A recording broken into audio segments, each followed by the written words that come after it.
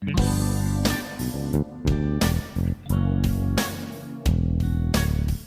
Ecomedios, hasta las 9, nos encontramos para hacer proyecciones con Jorge Rousseler y un equipo de especialistas claves. Un informe sobre la economía, las finanzas, los mercados y el resto de la actualidad, imprescindible para tomar las mejores decisiones. Hasta las 9, proyecciones con Jorge Rousseler por Ecomedios.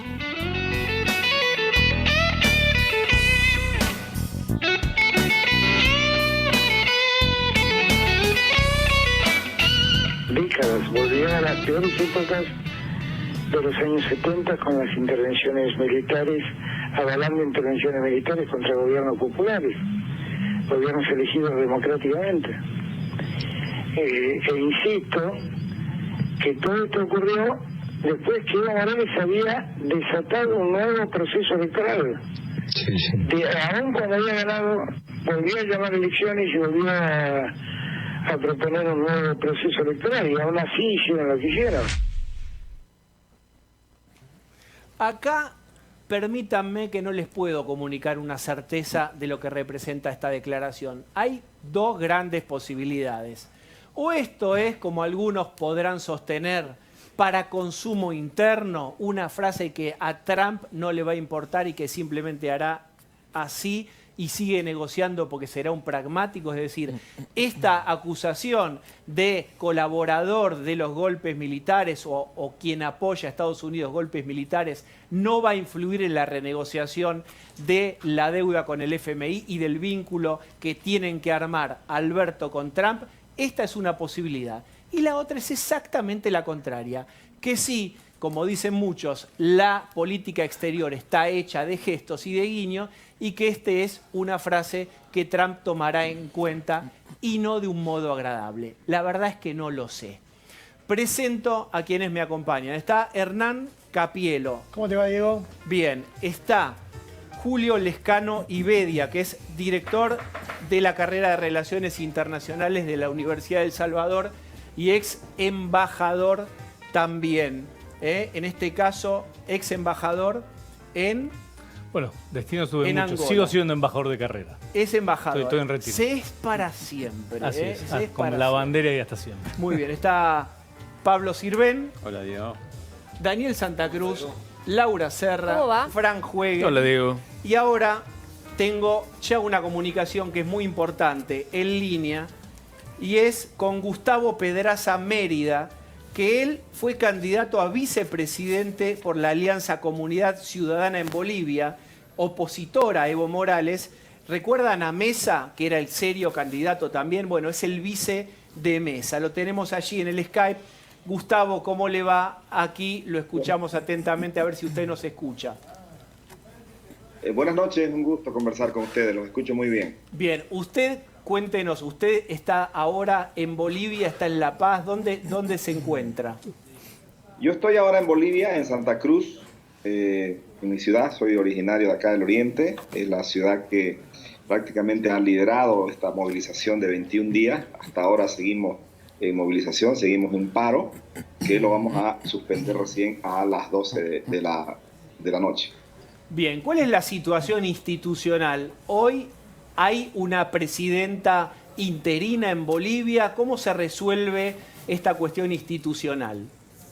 Sí, hace unos 45 minutos, o más, bueno, una hora casi, se ha definido la sucesión ipso facto, la senadora Yanine Áñez, en el marco de lo que establece la Constitución Política del Estado. Hay una opinión también del Tribunal Constitucional. Entonces se ha hecho esa sucesión constitucional y ella ha asumido como la presidenta interina del Estado plurinacional, que le va a tocar conducir el proceso electoral hasta el 22 de enero. Bien, el 22 de enero se vota en Bolivia entonces. El 22 de enero en realidad viene a ser la transmisión de mando. Bueno, el calendario electoral tendría que hacérselo en los próximos días, previa designación del nuevo Tribunal Supremo Electoral, ¿no? Para poder hacer un calendario que nos lleve a un día de elección y concluya finalmente este proceso con la transmisión de mando el 22 de enero del 2020. Bien, la pregunta obvia es, ¿usted considera que Evo Morales se puede o se querría presentar? Son dos cosas distintas, si quiere y si puede.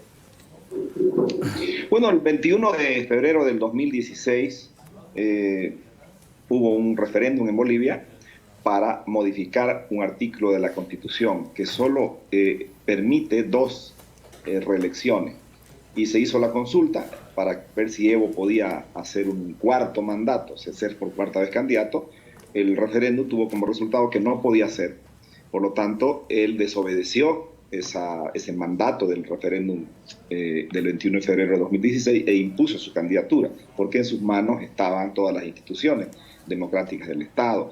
Entonces, a rigor de ley, no podría presentarse por lo que se estableció en ese referéndum, y eso lo establecerá seguramente el nuevo Tribunal Supremo Electoral. Bien, le va a hacer una pregunta aquí Daniel Santa Cruz. A ver. Pedraza, hoy la Asamblea Legislativa actuó en Bolivia sin la participación del bloque mayoritario, del MAS, el partido que responde a Evo Morales, y de alguna manera sesionó en minoría. ¿Es legal esto que sucedió hoy en Bolivia? Digamos, porque quizás se pueda ser impugnado lo que hizo la Asamblea Legislativa hoy, que no actuó con la mayoría correspondiente. Bueno, hay un antecedente, hay jurisprudencia, ¿no? Lo que se ha hecho ahora es lo que se llama la sucesión constitucional ipso facto. Hay una sentencia constitucional donde ya se constituye, digamos, un marco constitucional adecuado. Entonces hay una opinión del Tribunal Constitucional sobre lo que se ha hecho hoy día, o sea, está dentro de la Constitución. Es decir, la senadora Yanine Áñez le tocaba ser la presidenta del Senado, y lo que establece la jurisprudencia en materia constitucional es que cuando no hay el vicepresidente que suceda al presidente, le sucede la presidenta o el presidente del Senado. Y lo que se ha hecho ahora es justamente enmarcar la conducta de la Asamblea Legislativa en ese sentido. Pedraza, usted sabe que hubo mucho debate en Argentina, porque es un tema sensible el tema de los golpes de Estado por la historia argentina. Bueno, toda Latinoamérica tiene también esa historia y hay realmente mucha sensibilidad. Entonces hubo un gran debate sobre si fue o no, incluso dividió al propio gobierno actual argentino. Una ex canciller dijo que sí, el actual canciller no se la jugó en ese sentido. ¿Qué piensa usted de esta sugerencia de las Fuerzas Armadas a Evo Morales de renunciar? ¿Fue un golpe? Yo me apoyo en la frase que emitió hoy día Luis Almagro, el secretario general de la OEA, ¿no? Hay una frase que debe estar en la prensa seguramente también en Argentina. Dijo: en Bolivia hubo un golpe de Estado el 20 de octubre y lo dio Evo Morales con el fraude electoral. Esa fue una frase que básicamente subrayaron varios medios de comunicación en América Latina. Eso sucedió esta tarde. La OEA descubrió un fraude monumental que le permitió a Evo Morales decir que fue ganador el 20 de octubre. Entonces, en realidad, el golpe como tal, como ellos denominan, lo dio Evo Morales primero el 21 de febrero de 2016, cuando no obedeció el referéndum que se ejecutó. Y segundo, el 20 de octubre. O sea, esa fue una ruptura constitucional evidente que la cometió Evo Morales en 2 oportunidades. Entonces, desde nuestro punto de vista, nosotros no ha habido en Bolivia el domingo un golpe de Estado.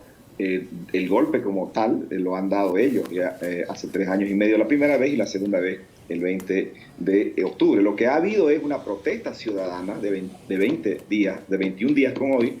¿Por qué? Porque le robaron la elección por segunda vez. No obedecieron el 21 de febrero y el 20 de octubre tampoco. O sea, el que le roben la elección a un pueblo y que el pueblo no diga nada, o sea, sería insólito. Entonces, lo que ha sucedido es que con el informe de la OEA que confirma ese fraude, se comprueba el delito electoral, se comprueba el fraude y el presidente no podía conducir un nuevo proceso electoral. El presidente que había organizado el fraude, o sea, no había solvencia ética. El presidente que había organizado el fraude no podía volver a presidir el nuevo proceso electoral. Yanine Áñez se proclamó presidenta boliviana. Diálogo de Alberto y Macri por la agitación regional. El traspaso de testigos protegidos a la justicia, el ataque al embajador argentino en Chile y la disputa en Boca con miras a los comicios en el club. algunos de los temas centrales del día de hoy. Buen día para todos, bienvenidos a estas proyecciones del 13 de noviembre del 2019, miércoles 13. Miércoles que empieza con una alerta de tormentas por fuertes tormentas en todo el país, buena parte del país, Córdoba, San Luis, Santa Fe, Chaco, Corrientes, Formosa, Misiones y Santiago del Estero, que tendrán un día pasado por agua. En la ciudad de Buenos Aires será más leve, con pronóstico de apenas algunas lluvias aisladas por la tarde. La máxima del día de hoy alcanzaría los 29 grados. Principales noticias para arrancar el día. Le damos los buenos días a Javier Martínez y presenta los títulos. Dale. Proyecciones de los títulos que serán noticia.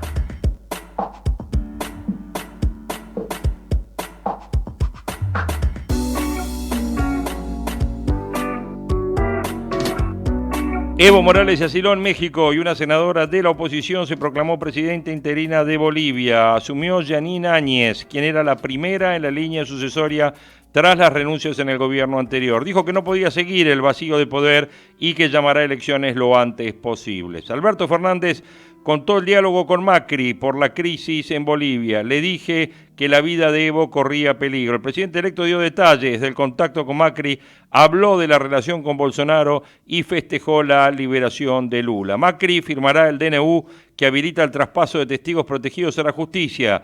Incluye muchos de los arrepentidos, hasta ahora eran custodiados por el Poder Ejecutivo, dependerán del Tribunal de Casación. Atacaron otra vez la residencia del embajador argentino en Chile y tuvieron que evacuarlo. José Octavio Bordón contó que en un principio resistieron los intentos de los manifestantes de ingresar a la casona, pero luego tuvieron que abandonar el lugar. Felipe, el jubilado español que no guardaba secretos y terminó asesinado, había sido dueño de una empresa de logística y transporte. Lo estrangularon para robarle una importante suma de dinero. Elecciones en Boca. 3 candidatos le hicieron un guiño a Riquelme, buscaron consenso y le metieron presión a Beraldi y a Meal. Aunque ninguno bajará su candidatura, se van a tomar 48 horas para acercar posiciones. Del cónclave convocado por Angelici participaron 11 de las 15 agrupaciones. El coreógrafo Oscar Araiz recibió el Conex de Brillante. La ceremonia se realizó este martes en la Facultad de Derecho.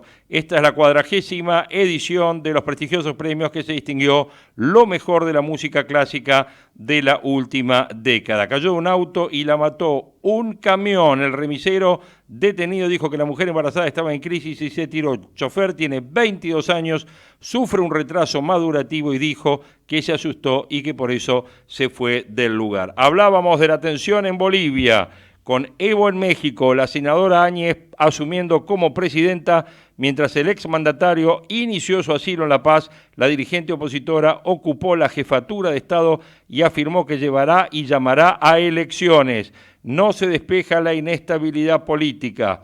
Fernández contra Trump. Estados Unidos retrocedió. El presidente electo Alberto Fernández protagonizó ayer un primer roce con Donald Trump al cuestionar su postura sobre la renuncia de Evo Morales. Estados Unidos retrocedió décadas, dijo, volvió a las peores épocas de los años 70, avalando intervenciones militares contra gobiernos populares, en referencia al comunicado de la Casa Blanca que celebró la caída de Morales. Fernández había intentado recomponer relaciones con Estados Unidos tras las tensiones con el kirchnerismo. Por un conflicto en aerolíneas hubo 15.000 afectados, se cancelaron y se reprogramaron 210 vuelos. Fuerte pérdida de valor de todas las firmas locales en Wall Street. Pospaso cayó 30.183 millones de dólares la capitalización bursátil de las 17 empresas que cotizan en el mercado norteamericano. Empresas argentinas que cotizan en el mercado norteamericano. Efectos de la crisis, alerta energética por el estallido en Bolivia, analizan suplir la importación de gas. El gobierno diseñó un plan frente a la posibilidad de que Bolivia corte el suministro, prevé regasificar reservas del gas natural licuado, importar a través de un puerto chileno o aumentar la inyección de gas producida en la Argentina. Bolivia, Estados Unidos y la otra grieta entre Macri y Fernández. Quiero tener la mejor relación con Estados Unidos y eso supone decirnos las cosas francamente, dijo Alberto, y afirmó que volvió a las peores épocas al avalar golpes de Estado. Caen los bonos y el riesgo país superó los 2.500 puntos. Las críticas de Alberto Fernández al presidente de Estados Unidos pesaron en el humor de los inversores. Los bonos soberanos en dólares bajaron en promedio un 2% y cayó también el Merval. La región también está complicada con la suba del dólar paralelo. Los tipos de cambio libres sintieron la presión inversora para con los activos de la región. El dólar oficial, en cambio, cayó 7 centavos y se hunde el peso chileno. En España, el PSOE acuerda formar gobierno con Podemos. El presidente Pedro Sánchez dijo que el pacto nace para lograr una mayoría viable y sostenida. Pablo Iglesias va a ser el vicepresidente. Tienen 90 días para llamar en elecciones. Con Evo asilado en México, Áñez asumió la presidencia interina en Bolivia. Martín Migoya, el cofundador de Globant, fue elegido como el CEO del año. Se disparó el riesgo país y llegó a 2.500 puntos, transición muy complicada. Se temen grandes dificultades en la negociación por la deuda.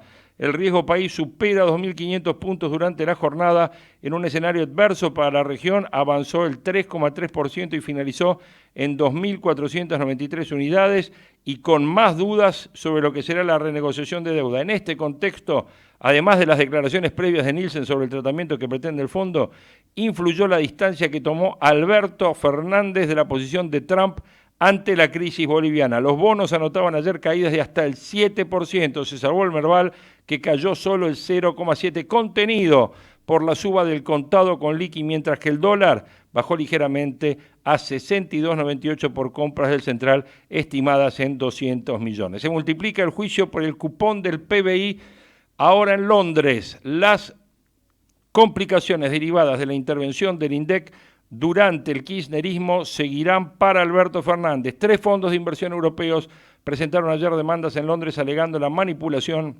de los datos del PBI en el 2013 para no pagar el cupón.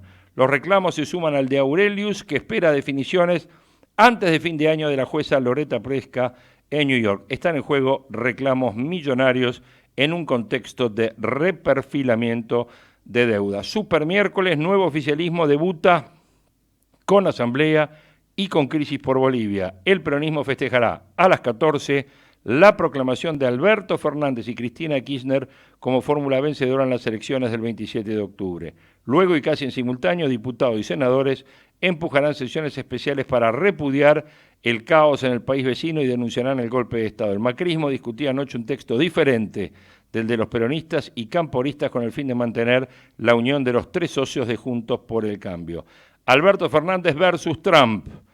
Podría interrumpirse los envíos de gas a la Argentina y además con el tema Macri, el fiscal avaló el DNU para reperfilar la deuda. Todesca deja el INDEC y ya suenan nuevos candidatos. Deja el 10 de diciembre, por supuesto. Y en Neuquén la Corte ordena que Crexel sea senadora. Santander, se va Cristofani del Santander después de 20 años y se desploma el peso chileno tras otra jornada de protestas.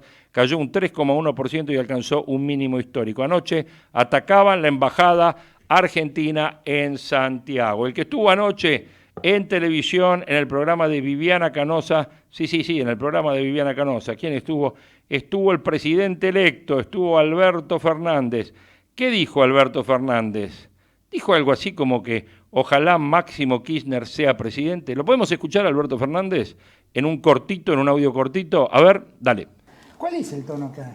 Bueno, la tiene a su vicepresidenta, ese es el tono acá. Bueno, yo no sé.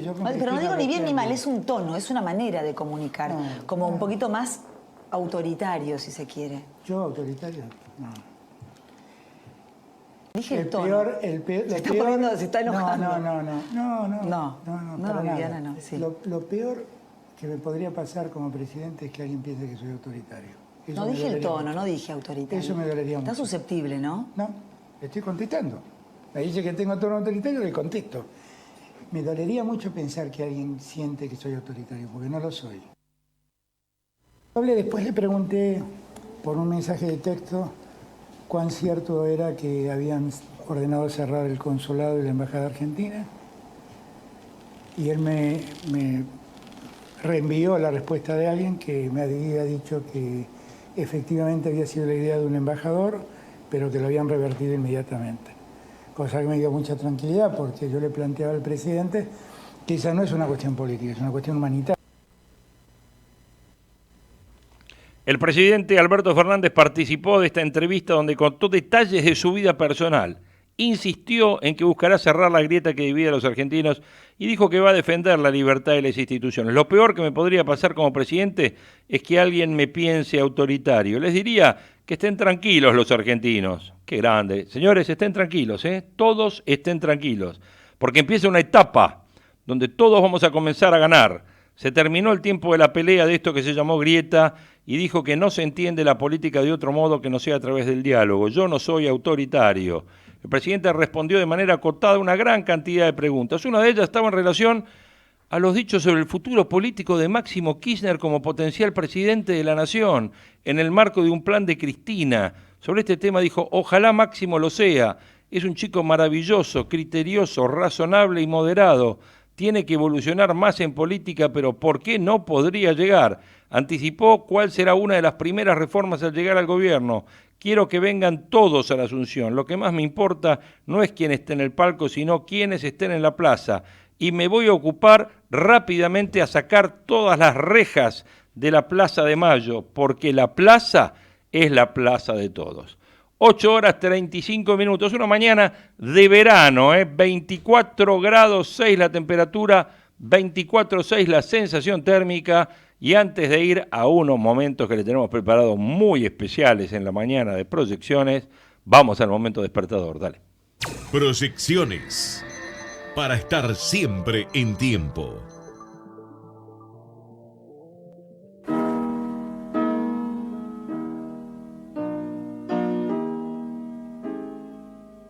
She can kill with a smile, she can wound with her eyes, she can ruin your faith with her casual lies, and she only reveals what she wants you to see, and she hides like a child, but she's always a woman to me. She can lead you to love, she can take you or leave you, she can ask for the truth, but she'll never believe you, and she'll take what you give her as long as it's free. She steals like a thief, but she's always a woman to me. Oh, she takes care of herself. She can't wait if she wants. She's ahead of her time. Oh, and she never gives out, and she never gives in. She just changes her mind, and she'll promise you more than the Garden of Eden, and she'll carelessly cut you and laugh while you bleed, but she'll bring out the best and the worst you can be. Blame it all on yourself, 'cause she's always a woman to me.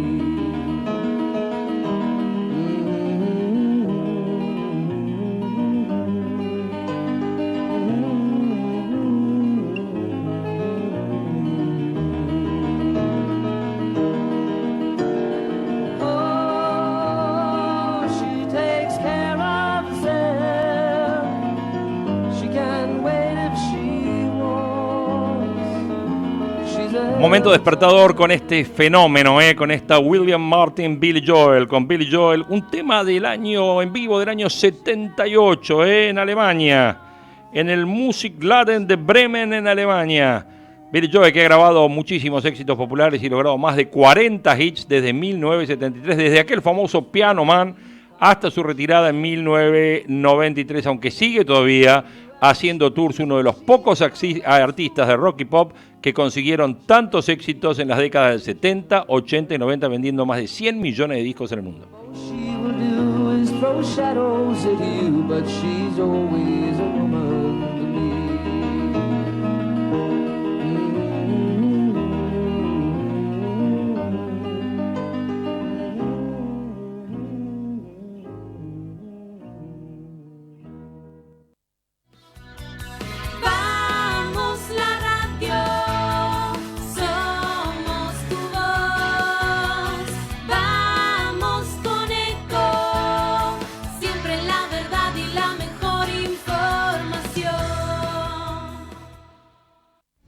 En Ecomedios, Informe Agropecuario, con Sebastián Nini.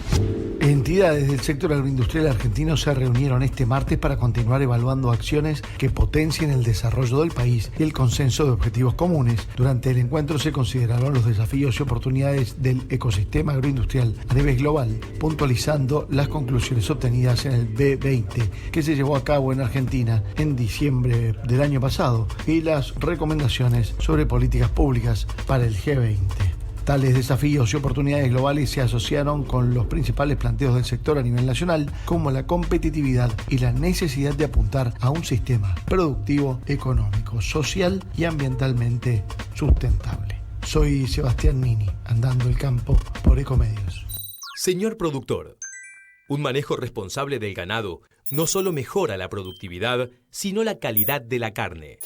Por eso, para atender el bienestar animal, es necesario implementar buenas prácticas de manejo con instalaciones adecuadas y evitar el estrés del ganado durante el arreo, la carga y el transporte. Con la ganadería, ganamos todos. Instituto de Promoción de la Carne Vacuna Argentina. Informe Agropecuario, en Ecomedios, por Sebastián Nini.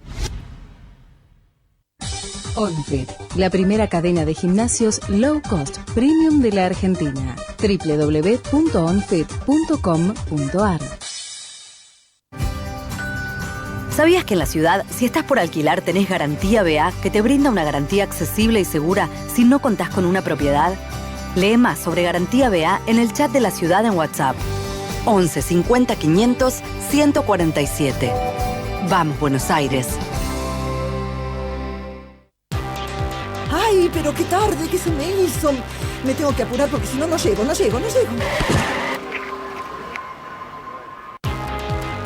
No, ¿pero seguro?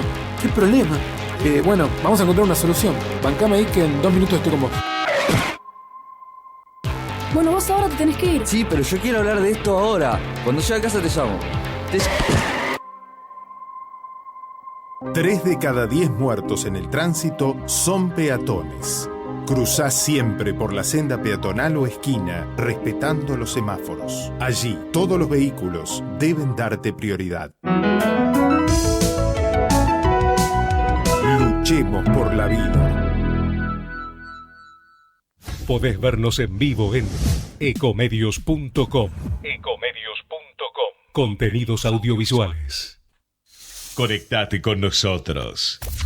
youtube.com/ecomedios1220. Hasta las 9. Proyecciones con Jorge Ruseler por Ecomedios.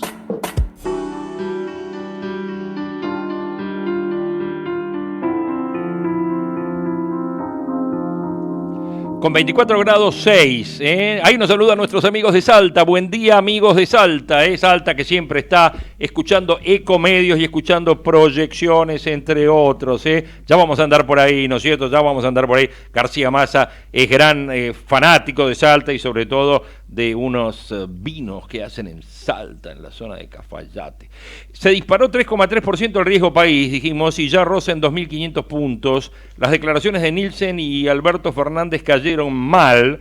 Los bonos acentuaron su caída. Los ejercicios de simulación que se están realizando en la plaza local incluyen las hipótesis de un recorte del 20 al 40% en el capital, pero los analistas y operadores no descartan que la quita pueda superar este porcentaje. La reacción no se hizo esperar debido al feriado de los veteranos de guerra de ayer. Los Bonar 20 bajaron un 4%, las paridades de estos papeles quedaron debajo del 40% y la explicación por este desplome son las declaraciones de tono beligerante que formularon Guillermo Nielsen, uno de los principales referentes económicos de Alberto y quien dicen que va a negociar la deuda.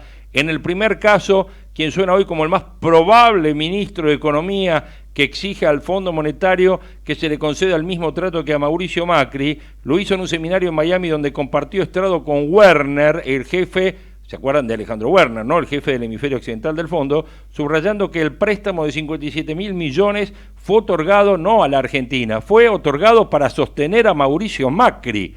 Eso fue lo que dijo. Y el segundo fue Alberto, quien después de haber sentado las bases para una colaboración de Donald Trump para reformular el stand-by con el fondo, se pronunció en términos duros respecto de la posición de Trump con Bolivia. Bueno, ambas declaraciones conspiran en contra del espíritu colaborativo de parte de quienes tienen que jugar un rol decisivo a la hora de votar un acuerdo. Y son datos que no alientan a esperar una solución amigable por la deuda. Un tema urgente y prioritario para el gobierno que asuma el 10 de diciembre si se tienen en cuenta los compromisos del 2020 que ascienden a más del 13% del PBI. De todas estas obligaciones, la mitad corresponde a bonos emitidos bajo legislación local y un tercio a letras del Tesoro en diferentes variantes. Debido al peso relativo de estos títulos, se considera altamente probable que estén ubicados entre los primeros temas a ser tratados. Ayer cayeron hasta 7% los bonos por estas tensiones regionales. Y el Central compró $200 millones para sostener el valor de este mercado, de este cepo hard, como lo llaman los diarios. Bueno, ahí estamos, la cosa no está fácil y además se multiplican los juicios por el cupón del PBI. ¿Se acuerdan que el cupón que no pagó Kicillof? Bueno, por ese. En el año 2013. Todo vuelve, todo vuelve, como decía aquel filósofo que supo estar en la Asociación Argentina de Fútbol y que tenía en su anillo, decía, todo pasa. Bueno, en la Argentina todo vuelve y también todo pasa. 8:45 y para volver a pensar qué es las cosas que vuelven, presentamos a un maestro. Dale. Proyectando la historia con Oscar García Massa.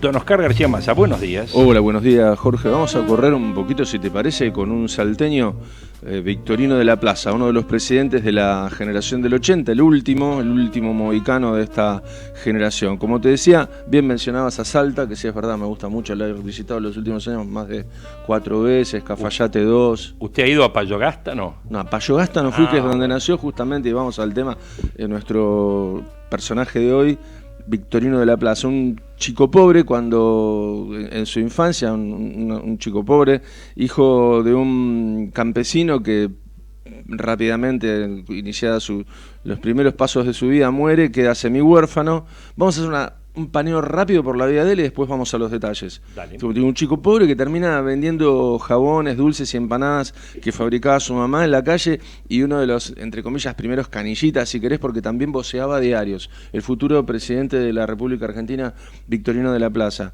Hijo de la enseñanza pública de calidad en los colegios de entonces, en la Universidad de Buenos Aires también, intelectual brillante, políglota, escribano, el único presidente escribano que tuvimos, también por supuesto abogado, militar por un breve periodo en la guerra con el Paraguay en 1865, funcionario nacional en diversas funciones, abogado de bancos durante más de una década en Europa, básicamente en Londres, varias veces ministro, por supuesto, lo que vamos a tratar hoy, sucesor de Roque Sáenz Peña en la presidencia de la Nación. Él era el vice de Roque Sáenz Peña, que lo llamaban el general peruano. ¿Te acordás que hablamos la semana pasada que había tenido, después de un desengaño amoroso, una actividad muy importante como militar en la guerra del Pacífico, sí. Del lado de Perú y Bolivia contra Chile?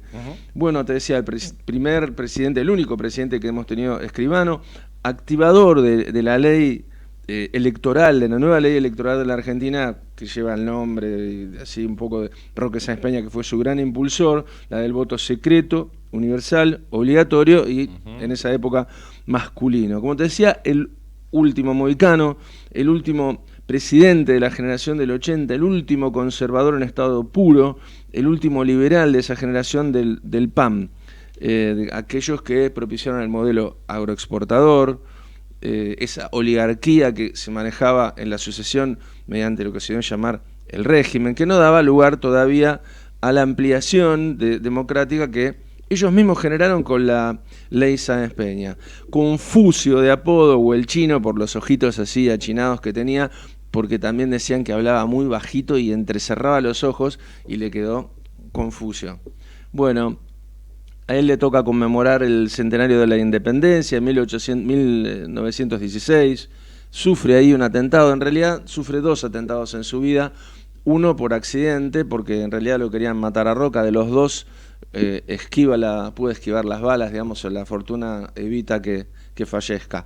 Él muere en 1919 en Buenos Aires y es presidente entre el 14 y el 16.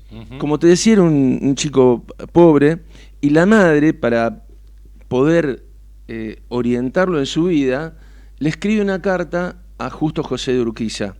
Y esto habla de algunas de las virtudes de este sistema, que tenía sus enormes falencias, pero fíjate cómo sale un chico de la calle de ser canillita a ser presidente y ser un gran intelectual, un destacado intelectual, que no era de cuna aristocrática. Es muy interesante. Raro. Sí. La madre escribe... Siempre del PAN, ¿no? Siempre del PAN. Le escribe Urquiza a la mamá, respondiéndole su pedido de incorporarlo a un colegio nacional de allá, de Entre Ríos. He tenido el gusto de recibir la apreciable carta de usted. Le escribe una carta personal, ¿no? Del 4 de enero último, solicitándome una beca para su hijo Victorino de la Plaza en el Colegio Nacional del Uruguay. Satisfaciendo los deseos que usted me expresa, he pasado ya la orden respectiva al director de aquel establecimiento y por consiguiente usted puede, cuando quiera, enviar a su hijo. Con este motivo, me presenta usted atentamente y qué sé yo. Bueno, perfecto. Así es como él comienza sus estudios. Primero hace los estudios, por supuesto, los estudios primarios, y en esos estudios primarios está en un templo franciscano, pero de allí en adelante su educación pasa por todos estos colegios. Sale de Salta, del convento franciscano, pasa a Entre Ríos. Como no tiene medios de subsistencia, lo nombran preceptor de primeras letras también en la escuela elemental gratuita del canónigo Arce. Ejerce la procuración, es decir, trabaja en el derecho en forma casi espontánea. Todavía no tiene 16 años. 16 años. Es brillante, todo el mundo lo dice, brillante, siempre. Le dan la posibilidad de actuar como escribano público en un juzgado de letras en lo criminal. 16 años, no es escribano, pero le autorizan a actuar como tal, a dar fe, en distintas escrituras y actuaciones. A los 19 años ya está en el Colegio Nacional del Uruguay, con esta beca que te digo de Urquiza. Ahí lo conoce a Roca. Él tenía un trato personal con Roca de tuteo, uno de los pocos que lo tenía, y ahí ya comienza, a esta instancia de la madre, lo coloca en este colegio. Urquiza acepta y ahí conoce a Roca y ahí empieza un poco la estela de Roca, toda su carrera, pero no porque haya dependido exclusivamente de él, solo lo hace de su talento y de su pertenencia a esta generación, ¿no? En 1861 obtiene el título de escribano público en Concepción del Uruguay. En el 62, tiene 22 años, termina ahí el secundario en Concepción del Uruguay. Al año siguiente entra a la Universidad de Buenos Aires con 23 años, toma clases de filosofía. Mitre, como no tiene trabajo, lo designa, y dado su talento, como segundo escribiente de la Contaduría Nacional, sobre empleado administrativo ya con cierta jerarquía, con 24 años. ¿No? A los 25, 1865, es escribiente primero, asciende. Y ahí aparece la historia, la Guerra del Paraguay. Ahí es donde va, se enrola. Ahí pasa a ser militar. Sí, se enrola en el ejército, pasa como artillero, es reconocido como una de las figuras consulares de la artillería porque luego fue presidente. Es ayudante del general Julio de Bedia, participa en 2 batallas cruentas e importantes, la de Tuyutí y la de Estero Bellaco. En 1866 tiene 26 años y regresa a Buenos Aires por problemas de salud, ya no regresa al frente, obtiene un grado de oficial y regresa a sus estudios. A los 28 años, y 2 años después de volver de la guerra, se recibe de abogado, ¿no? Con una tesis. ¿A vos te interesaría? En Facultad de Derecho, ¿no? Sí, de Buenos Aires. Sí, claro. Te interesaría porque el título era El crédito produce el efecto de aumentar capitales. Claro, el crédito como capital se llamaba la tesis. No, es un error que es común, pero el título real, el de los documentos, el crédito produce el efecto de aumentar capitales. Ese era el título, preciso. Lo otro es una simplificación, una síntesis, circula por ahí. Hace sentido, te digo. Sí. El padrino, Vélez Sarsfield, después vamos a hablar un poco de él. Tiene una gran relación con él. Y, no tiene que ver con el estadio. No. Jorge, usted siempre me corre la pelota. Estamos hablando de Dalmacio. Sí. Aquel nacido en Amboy. Claro, yo voy ¿Sabe dónde queda Amboy, no? No, a ver, dígame. En la provincia de Córdoba. Ah, mire. Nacido en Amboy, quien fue el redactor del Código Civil. Yo voy Usted sabe que yo una vez fui a Córdoba. No me digas. Sí, y fui a Amboy. Mira. Y no encontraba Amboy. Iba por la ruta y no encontraba Amboy. ¿Lo encontraste Amboy? No, porque en el cartel le habían puesto la C y la O y decía Camboya, ¿me entendés? Era, sí, se había hecho eso. Loco, pobre Dalmacio. Me corre la pelota. Pobre Dalmacio. Pobre Dalmacio. Le digo la verdad. Bueno. Y él fue ahijado de Dalmacio, Victorino. Sí, en la tesis doctoral, en la tesis para su abogacía. Bueno, año 1868, presenta la tesis, 28 años. Mira, me parece interesante leer un poquito de la dedicatoria, no está por todos lados, que le hace a su madre y a su padre, considerando que era un chico pobre, y todo lo que viene después. Le dice: a mi querida madre, y fíjate cómo escribía, ¿no? 28 añitos, ya un hombre cultísimo. El corazón me dice que si me fuera dado en esta vez unir vuestro nombre al de mi padre querido, sería para mí el momento más supremo de felicidad. Pero el cielo, en sus misteriosos destinos, arrebató su existencia cuando yo era niño, y debo pues a ti sola los cuidados, los desvelos y la tierna solidaridad con que guiaste mis pasos. Deuda sagrada, que no con todo mi amor podría jamás pagar, mucho menos con este humilde trabajo que os ruego aceptéis, etcétera, etcétera.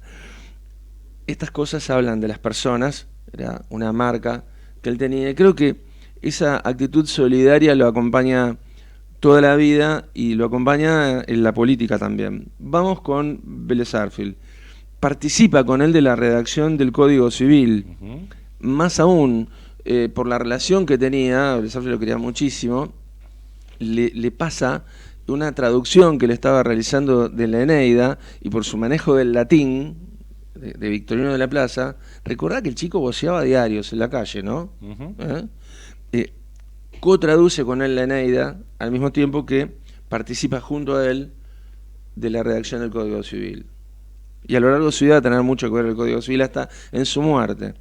Bueno, Sarmiento lo nombra en el Colegio Nacional de Buenos Aires, que era el semillero de no solo de la aristocracia, de la dirigencia porteña del país, en reemplazo de Pedro Goyena, este educador católico. En el 69, a los 29 años, ya ejerce como abogado. Defiende, hoy no sería muy popular por esto, defiende a un abogado que había asesinado a su mujer y consigue la exhibición de prisión de él, que era una prisión a 20 años. Bueno, sería muy bien visto, toda violencia de género, pero bueno, ejerce como abogado y obtiene el fallo que requería. A los 30 años, 1870, revisa el Código Civil argentino con errores de impresión que venía de los Estados Unidos, la impresión del código, y entonces arma las erratas del Código Civil. 1871, 31 años. Mira esto. Proyecta la organización de los juicios por jurados y la ley de enjuiciamiento por causas criminales del Fuero Federal, pero el juicio por jurados ya es una iniciativa que había tenido Sarmiento en 1871. Bien. 1873, 33 años, un poco menos de la mitad de su vida, miembro de la Comisión Nacional de Escuelas. Un año después, procurador del Tesoro Nacional y ministro de Economía a los 34 años, ministro de Hacienda, ¿no es cierto?, con el presidente Avellaneda. Su gestión te va a interesar mucho, creo. Detalles generales, no podemos profundizar. No hay tiempo y por ahí nos... Profundicemos, ¿sabes? Sí. El déficit era del 60%. ¿Es mucho eso? Horror. Bueno, en un año al 35%, en 2 años al 17%, y en 3 años al 14%. ¿A vos te gustaría? ¿Está bien? ¿No lo podemos resucitar? No creo. Avellaneda, que había dicho que había que economizar sobre el hambre, hacer de los argentinos, etcétera, el que lo hizo fue Victorino. Había 2 millones de habitantes en ese momento.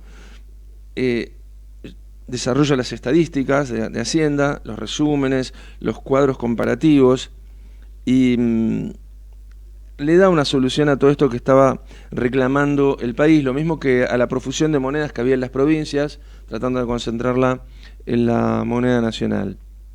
En el año 78, 4 años después, a los 38 años, está interviniendo Corrientes, tiene una buena actuación como gobernador ahí bajo situaciones críticas. En el 79 sufre el primer atentado, 1879, contra su vida, que en realidad, un año antes de que asumiera la presidencia Roca, en 1880, va dirigido contra Roca. Le acuchillan los caballos, le disparan contra bucos y él esquiva. ¿Sabía usted esto, Rousseler? Yo estoy en el grupo Pedro Goyena ahora, ya le dije. ¿El grupo? Pedro Goyena. Mira, bueno, diputado nacional en 1880 por Salta. Tiene un proyecto propio de capitalización que obviamente no es el que surge. 40 años tiene ahí, 41 proyecto de ley de organización de los tribunales y la administración de justicia. Mirá los proyectos importantes, trascendentes que él manejaba. Mucha de su actuación tiene que ver con el trasfondo de la organización de la generación del 80. Y la generación del 80, claro. Y él fue un gran arquitecto de esta época. Es el empuje de la generación del 80. Un gran arquitecto en la época de Roca, claro. en el segundo plano, claro, ¿sí? Claro. Pero grandes trabajos. De los que empujaban, de los que laburaban. Y con un gran conocimiento. Claro. ¿no? Un técnico y político brillante. 1882, ministro de Relaciones Exteriores y Culto. Hoy la gente del exterior lo reconoce como uno de los grandes próceres de las relaciones exteriores. En el 85 renuncia contra Roca a los 45 años.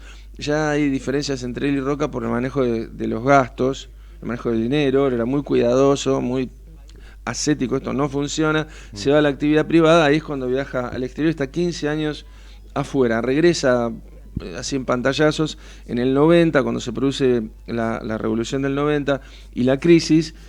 Pellegrini lo nombra para la renegociación de la deuda, para eso es enviado a Londres. En 1899, con 59 años, es ministro de Justicia y Educación. A los 63, en 1904, también está en Inglaterra, hace publicaciones en la prensa sobre los Estados Unidos, en fin. 67 años, 1907, expone en el Congreso contra el proteccionismo exagerado del azúcar.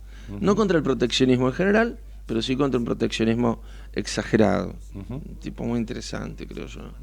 1908, 68 años, de nuevo, ministro de Relaciones Exteriores, ahora con Figueroa Alcorta. Participa, es el arquitecto del acuerdo con Uruguay por la navegación del Río de la Plata, que lo hemos hablado.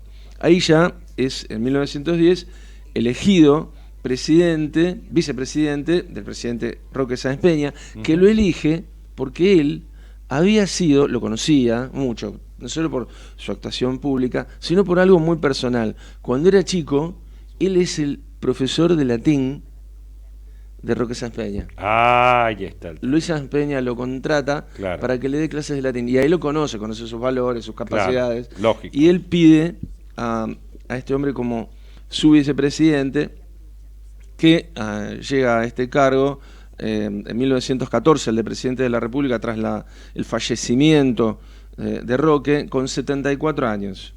Casi 3 años de gobierno, bueno, porque estuvo el interinato primero cuando se enferma Roque Sáenz Peña y después los 2 años de gobierno que le quedaba. En su gestión, bueno, vamos a hacer la lista más precisa que podamos. Tenemos bastantes después cosas. Fue un capo, porque fue el que inauguró el subte línea A. Sí, también. eso es lo que más se conoce, pero fíjate, es verdad, sí. Todas las mañanas nos acordamos de Victorino. Muy divertido, porque iba con las levitas, con toda la ropa, hacía un calor terrible. Eso es muy conocido, pero fíjate. No, pero todas las mañanas nos acordamos de Victorino.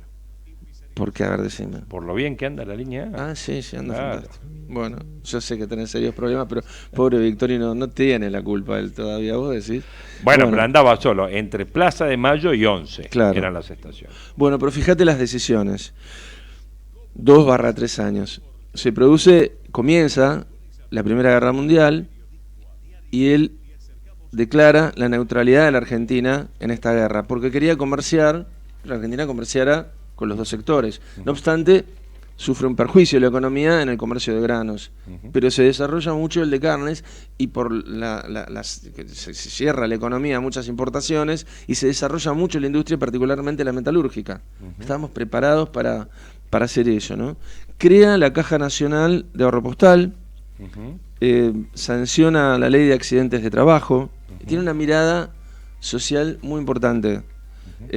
Hay, como te decía, más actividad industrial, crecimiento de la explotación de carnes, se crea la Comisión Nacional de Casas Baratas, que eso tengo acá por acá la historia, que es muy interesante también, te la voy a contar después, si hacemos tiempo, con la ley de Caferata, que es el que la lleva a cargo un funcionario de su gobierno. El diputado Caferata. Sí, fue también diputado.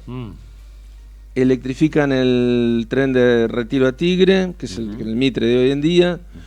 Primer ferrocarril eléctrico. Sí, las dos últimas que te pongo, cosas que te pongo. Bueno, ministro de Instrucción Pública fue Carlos Saavedra Lamas.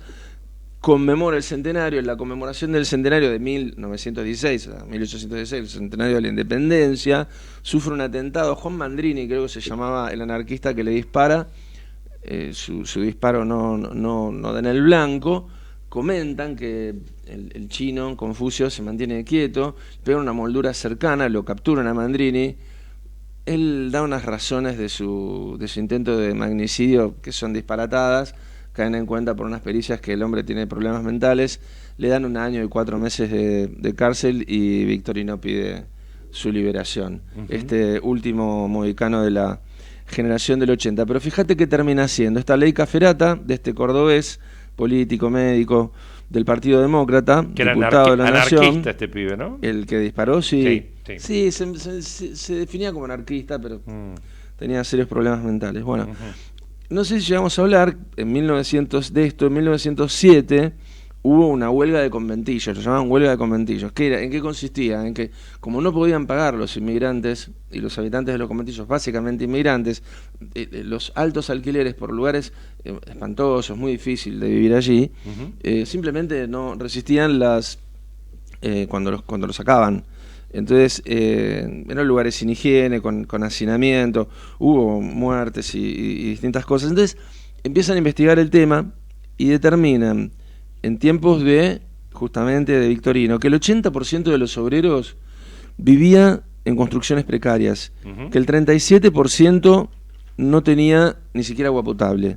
Y dice Caferata: demos a la familia, que es la base donde descansa la prosperidad de la nación, démosle hogar higiénico y abrigado, techo protector, casa propia, y habremos hecho obra de humanidad y patriotismo. Bueno, esto era durante el gobierno de Victorino de la Plaza. La ley se sanciona en 1915, un año antes de que él se vaya, se crea una comisión de casas baratas, le daban plata a cooperativas. La primera cooperativa tiene un proyecto francés y desarrollan una serie de viviendas. Bueno, el barrio Caferata de Parque Chacabuco es una de las muestras físicas de este proyecto. Cerramos entonces rápidamente con la generación del 80, la del modelo agroexportador, la de un régimen basado en la sucesión presidencial por el fraude, con caracterizados personajes que dirigieron los destinos de la nación, que manejó su propia transición frente a la inmigración que había generado, con personalidades como Roque Sáenz Peña y como este vicepresidente, llegado por la muerte de Roque a la presidencia de la nación, Victorino de la Plaza. Bueno, Victorino también tiene el tema de la sanción de la ley Sáenz Peña, ¿no? Sí, claro, bueno. Claro. Ya lo que te decía, había una corriente después de la muerte de Sáenz Peña para impedir que se cristalizara. Claro. Y este hombre de extracción popular, pero a la vez un aristócrata, miembro del PAN, indiscutiblemente parte del régimen, también muy enriquecido, no está de acuerdo, la sigue impulsando y así llega a entregar el bastón de mando a don Hipólito Yrigoyen en 1916. Comienza otra etapa de la Argentina. Empieza la etapa de las victorias radicales. Bueno, tengo entendido que al final, ya en medio de una crisis económica por la guerra, porque ya estábamos en época de Primera Guerra Mundial, obviamente hay festejos, y en los festejos es donde vos decís que el anarquista le pega el tiro. Claro, estaba en el palco y le dispara un tiro, Guerra pega en una moldura que estaba debajo de él. Y eso que se queda inmóvil, me hace acordar un poco la imagen que dan las narraciones a De Gaulle cuando él también recibe un atentado, 2 atentados, y en los 2 atentados baja, no se mueve, no se asusta, o por lo menos controla su miedo. En un caso sacude los vidrios del auto que habían explotado y camina derecho hacia otro auto, en otro un disparo en el piso y sigue caminando derecho. Victorino se quedó inmóvil. Recordá que estuvo en la guerra del Paraguay, Claro. Estuvo en Tuyutí, ¿no? Estuvo en Estero Bellaco, y da esa imagen. Aparte, era un tipo muy tranquilo. Muy tranquilo. Sí, yo lo rescato. Y muy benévolo con este agresor que está solo 1 año y 4 meses en la cárcel, y como se había determinado que tenía un problema mental, él pide que lo excarcelen, queda libre al año y 4 meses. Yo lo rescato por un lado por esta cuestión de un tipo raro en el sentido de pobre a superintelectual, ¿no es cierto? Sí. Que no era común en esa época. No. Era común autodidactas, sí. ¿correcto? Pero con otro origen. Por eso digo, cuando si podemos hacer una crítica a la generación del 80, podemos hablar de la desigualdad, hay que ponerlo en contexto. La inmigración llegó de golpe, estaban organizándolo, también tenían ese espíritu de clase y no aflojaron. Pero lo que es cierto es que la gran democratización que genera esta generación está en el sistema educativo. En el sistema de educación pública. El énfasis está ahí. Y aquí es donde y ahí se formaron. Ingresa. De vocear diarios en las calles de Salta sí. a presidente de la República. No, impresionante. Y además, tipo que durante muchos años estuvo también en Londres trabajando, y eso fue que lo lleva a que en un momento también de crisis económica, de crisis de deuda, Carlos Pellegrini lo llama para renegociar la deuda, evidentemente por su personalidad, por su formación y por sus contactos con todos los banqueros ingleses. Te decía, ¿no? Que en el 90 él lo llama, había estado 10 años en Londres, abogado que podía actuar como abogado en Londres, el único de la época argentino, con un gran vínculo con los bancos, seguro. Bueno, es muy bueno esto, porque cuando uno entra a leer, ¿no?, las cosas que están pasando ahora, ¿no es cierto? Ayer el riesgo país se fue a 2.500 puntos, ¿no? Y cuando uno empieza a ver las cosas que, por ejemplo, se han dicho, ¿no? No llegamos a 2.500 puntos porque sí, ¿no? En un día que ayer prácticamente veníamos de feriado, ¿no es cierto? Habíamos tenido feriado el lunes en Estados Unidos de bonos. Ayer caídas de bonos de hasta 7%, sobre todo las declaraciones que hizo, por ejemplo, ¿no? Guillermo Nielsen, en un foro en Miami, donde había subrayado que el préstamo de 57.000 millones, el fondo se lo había otorgado a la Argentina para sostener a Mauricio Macri. Entonces, obviamente es algo que creo que cae muy bien en el medio de una negociación que quiere ser amigable, y después el presidente electo que directamente le manda duros conceptos respecto a la posición de Trump con la crisis boliviana. Son todos temas que me parece que yo no sé si están preparados para hacer, pero bueno, estamos en medio de un tsunami en América Latina, no sé si porque sí o porque alguien lo produce, tengo mis dudas porque me han llegado 5.000 teorías conspirativas, como siempre, de las cuales creo un porcentaje, no puedo creer todo, ni tampoco puedo negar todo, pero evidentemente estamos en un momento complicado y me parece que se están haciendo todas las cosas al revés respecto de lo que se debería hacer. Y hablando de las cosas que se debería hacer, lo tengo al señor Hugo Grimaldi, que anota todo.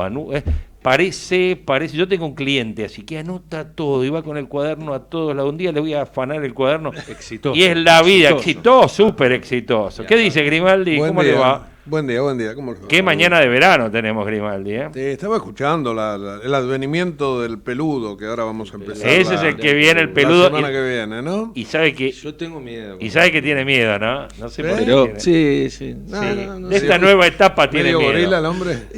No, por favor. No, Dios no permita. No. Dice que tiene miedo, y no sé por qué. Porque no sé qué me va a decir. Con la generación del 80 me porté perfecto. Claro. Ahí está. Más que perfecto. Está muy bien. Bueno, y viniendo a estos días, verdaderamente sigo repudiando la pasividad de los políticos. Coincido. Con los bolonqui que tenemos, coincido. Están con su cabeza y hoy lo harán senadores y diputados. Sí. Seguimos festejando. Exclusivamente mirando lo de Bolivia, ¿no? Sí, festejando. Pero, viste, más allá de las declaraciones y todo, porque te cuento una cosa, Alberto Fernández dijo lo que dijo de Trump, pero habló el Departamento de Estado. Sí. Llamó por teléfono, no sé si para preguntar, para disculparse o para decir que la cosa no era tanto, no sé si antes o después de decir lo que dijo. Antes. El Departamento de Estado no hace comentarios, pero él llamó para preguntar algo. Bueno, ya se sabrá porque la información no vino de acá. Viste que los yanquis la hicieron correr a propósito para dejarlo pegado a Alberto.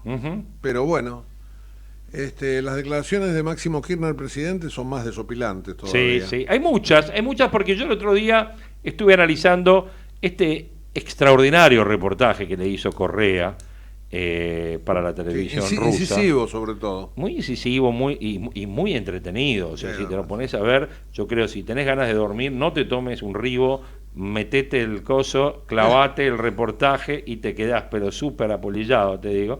Y en el reportaje, así como antes yo quedado choqueado con estas declaraciones respecto de Bugs Bunny, ¿viste? Y del Correcaminos.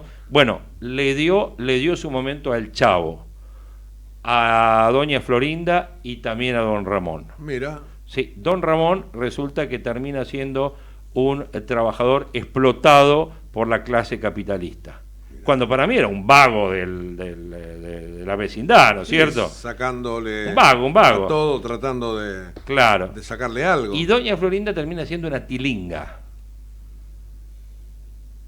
que para mí era una madre que vivía en una, vamos a decir, en un vecindario de una comunidad revolucionaria. Diríamos en Buenos Aires, en un conventillo. En un conventillo, claro. Era eso. Bueno, tilinga. Entonces, nos dedicamos a esas cosas. Ayer vi el reportaje que le hizo Viviana Canosa, donde saqué 2 o 3 datitos, nada más, después el resto. Pero este tema de decir, no larga nombres, todavía está ahí, que sí, que Culfa, que Todesca, que todos estos nombres que ya conocemos. Sí, yo digo, no larga nombres. Ahora, si Felipe Solá va a ser el canciller, agarrate, ¿Por qué no le gusta Felipe Solá? Solá? Ayer hizo unas declaraciones que... bueno. No son de un diplomático. Todos dicen declaraciones, ¿o no? Bueno, y Nielsen negociando la deuda. Si Nielsen dicen que va a negociar la deuda, después de lo que acaba de decir en Miami, diciendo que el fondo le financió a Macri. Bueno, por ahí quiso marcar un poquito la cancha. Bueno, está bien, bueno, hay forma. Después, viste, cuando van adentro arrugan todo. Yo he visto... Yo vi Mira, yo he ido a cubrir reuniones del Fondo Monetario Internacional con funcionarios del menemismo, de la alianza, del radicalismo, y son todos iguales, van con un discurso y después cuando entran, cierran la puerta, ahí vemos qué hacemos. Está bien. Así que, viste, para los diarios todos declaran. Una cosa es política y otra es la realidad. Yo aprendí a no creer, porque tienen un muy buen discurso, muy afinado, los periodistas preguntan, todo bien, bárbaro. Ahora, cuando se quedaron solos, arrugan y negocian. Sí, yo recuerdo algo de la última negociación de Axel con el Club de París, ¿no? Algo así pasó. Más o menos. También, más o menos. No, quiero un tema, un dato, y mirá que hoy no tengo una nota ya. Sí, tiene. No, ya me está echando. No, todavía. Me está echando ya. No, todavía. No te estoy echando, pero quiero un dato tuyo. Sí. Que me parece por eso no me he echado. Claro, porque quiero un dato pero mío. Es un dato de tu órbita. Anotado. Wow, yo estoy tomando notas por las dudas. Es un dato de tu estoy órbita. Muy atento, Y me parece relevante. Chao. Sobre todo porque esto se produce después del día de las PASO. ¿Cuánto cayó la capitalización bursátil? Quiere decir lo que valen las empresas que cotizan en bolsa desde agosto para acá.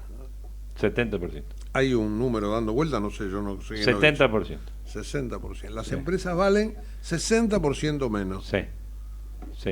Eso ahí no se toma. Porque cuando se toma en cuenta, yo lo mencionaba, cuando se tomaba en cuenta que Argentina había perdido después la PASO hasta acá 25.000 millones de dólares, eso era la salida de dólares que había tenido de reservas. Claro. Pero yo siempre dije, ojo, la destrucción de valor.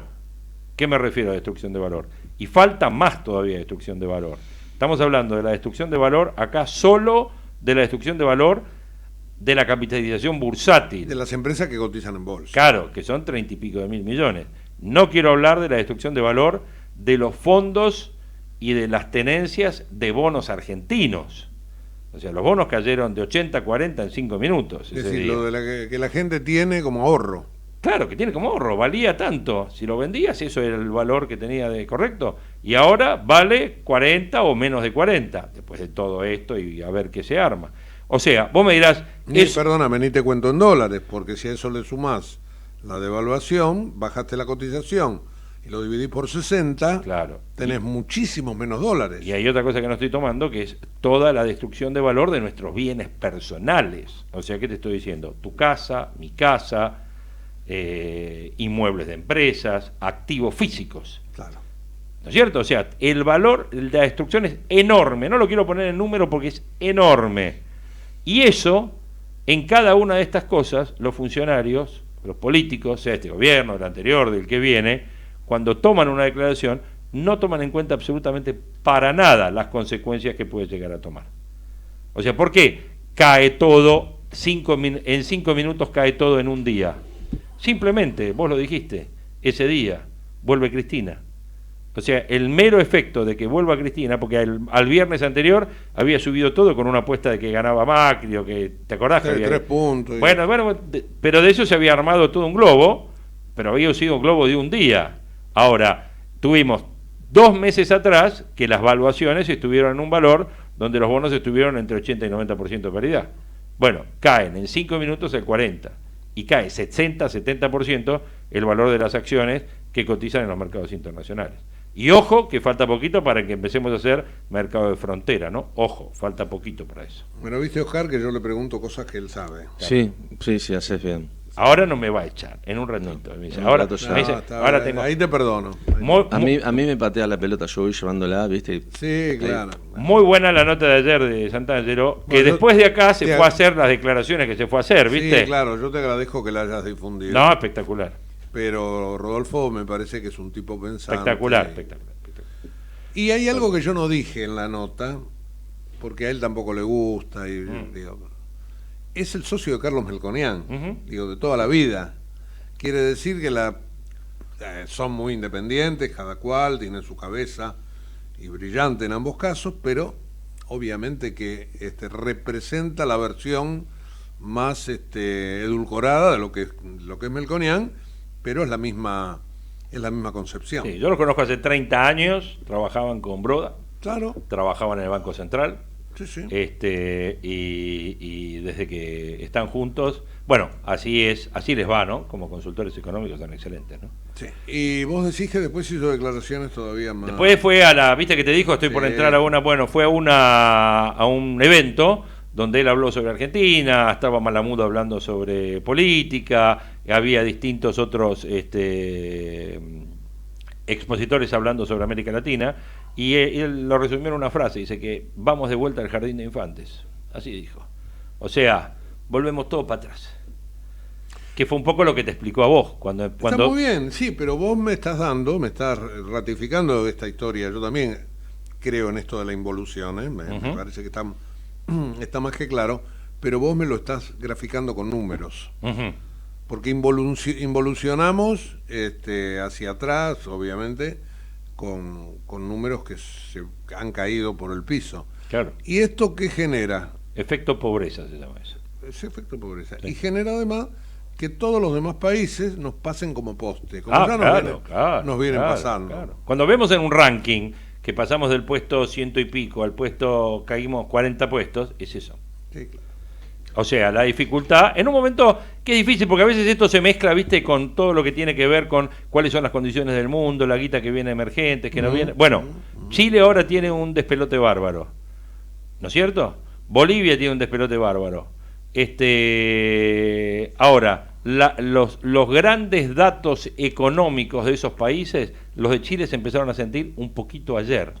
Antes las economías vos no notabas que tenían zumbudrule, sin embargo la gente en la calle quemaba cosas. Ahora ya está quemando iglesias, embajadas, ¿no? En un acto terrible. Y ayer estaba hablando, no me acuerdo qué expositor, un historiador creo, que hablaba sobre que esto es la vuelta de los militares a América Latina. Yo no quiero ser tan así, porque ayer lo escuché. ¿Por qué decían esto? Porque dice, tenemos los militares de vuelta en Brasil. No, tenemos un militar que es presidente de Brasil, un ex militar, claro, que encima le dieron la baja de los militares, digamos, sí, presidente de Brasil. Los militares no son los que dan el golpe de Estado. A los militares la presidenta actual lo llama para que se haga cargo de la seguridad de la capital de Bolivia, de la sede de gobierno de Bolivia. Sí, parece que hay 8 muertos anoche. Bueno, por eso porque te digo. Bajan del alto saquean, destruyen barricadas, etcétera, etcétera, y se retiran. Bueno, ahí en esa represión, yo lo encomillo porque sí, viste, es lo que los canales de televisión después fogonean. Ponen, sí. Murieron 8 personas. Y después Chile, donde dicen que los militares se están reprimiendo, y yo digo, hay un presidente democrático que está defendiendo su mandato, digamos, ¿no? Y está ya planificando, haciendo cambios. Después, si nos gusta, si no te gusta, es otra historia. Pero a lo que me refiero es que de ahí a hablar que los militares están de vuelta en América Latina, no parece. No parece. Ahora, yo digo y critico mucho también a los medios en la Argentina, porque ayer un grupo de vándalos o de delincuentes, no sé, calificarlos como quieras, hicieron lo que hicieron en la embajada argentina, obligaron a que evacuar al embajador Bordón y a su esposa. Una embajada, Oscar, que tiene un montón de tesoros históricos guardados, porque allí hay cosas de San Martín, por ejemplo.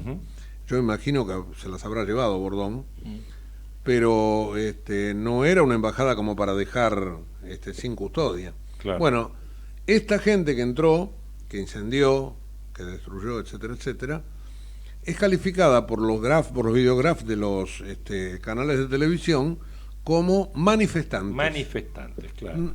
¿Qué manifiestan? A ver, ¿cuál es la manifestación? Por ahí manifestantes son los 2 millones de tipos que están fuera de estos locos, de estos vándalos, de estos delincuentes. Claro. Pero nosotros somos en ese aspecto, le metemos a la gente en la cabeza pobrecitos, están luchando por la igualdad. Claro. Son chorros. Son chorros, claro. Son delincuentes. Son chorros. Bueno, seguro. Ahora sí, Ahora me echa. Listo. Bueno, a las 11, hoy a las 11, vuelvo con Clerici. Así que bueno, después me tiene a aguantar de vuelta. Para el resto de la gente, Oscar, muchas gracias. Chao, hasta luego. La semana que viene, Oscar se viene con el peludo, les aviso eso, así nomás. Vuelve Irigoyen. Vuelve Irigoyen. Nosotros mañana a las 8 estamos para hacer más proyecciones, a las 11 estamos con Carlos. Chao. Desde Buenos Aires, transmite LRI 224, AM 1220, Ecomedios.